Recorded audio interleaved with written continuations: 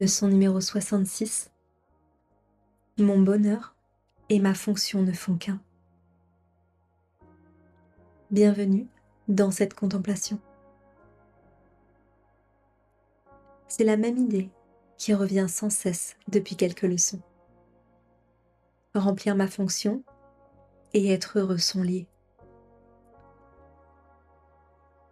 Aujourd'hui, il nous dit qu'ils ne sont pas simplement liés, mais qu'ils sont identiques. Même si leur forme peut sembler différente, leur contenu est un. Dans mon esprit, deux interprétations s'opposent. L'une qui affirme « ta fonction est de survivre, de réussir, de protéger ton identité, ton bonheur, dépend de ce que tu obtiens ». Et l'autre qui affirme « ta fonction est de pardonner, ton bonheur est déjà là quand tu cesses d'attaquer ». Or ce conflit paraît réel, pourtant il ne l'est qu'en apparence. La peur attaque, la vérité, elle, ne se défend pas. La paix n'entre pas en guerre avec le bruit, elle attend simplement d'être choisie. Et la leçon propose un raisonnement clair. Dieu me donne seulement le bonheur. Il m'a donné ma fonction, donc ma fonction doit être le bonheur. Si je rejette cette conclusion, je dois alors croire que Dieu donne autre chose que le bonheur. Je dois croire qu'il donne aussi la souffrance, le manque, la perte, la punition. Mais l'amour ne peut pas donner ce qu'il n'est pas. Si Dieu est amour, il ne peut donner que lui-même.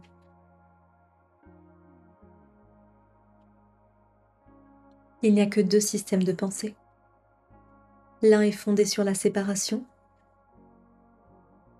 Il promet le bonheur dans le futur et il dit « quand tu auras ceci, quand l'autre changera, quand le monde sera différent, alors tu seras heureux ». Et pourtant chaque fois que je l'ai suivi, ai-je trouvé une paix durable.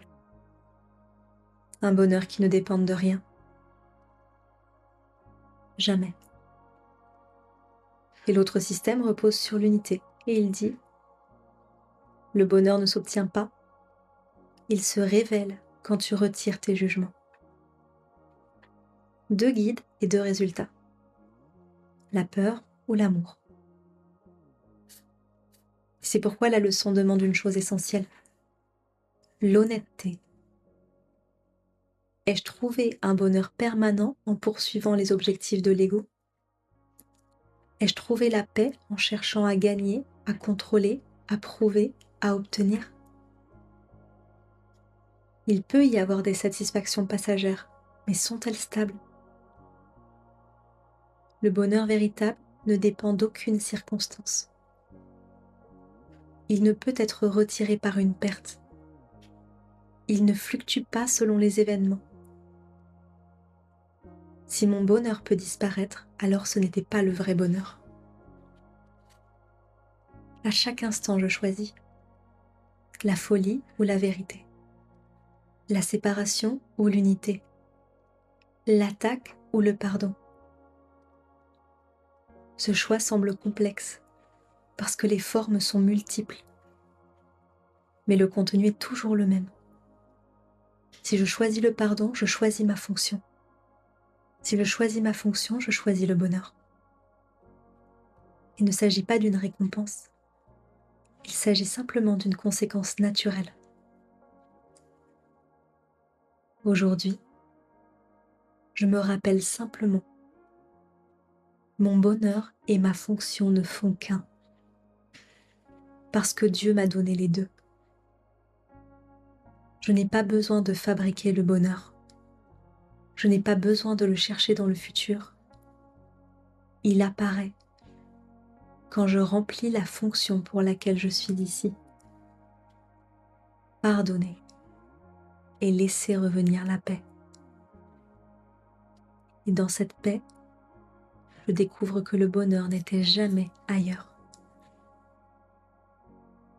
Mon bonheur et ma fonction ne font qu'un.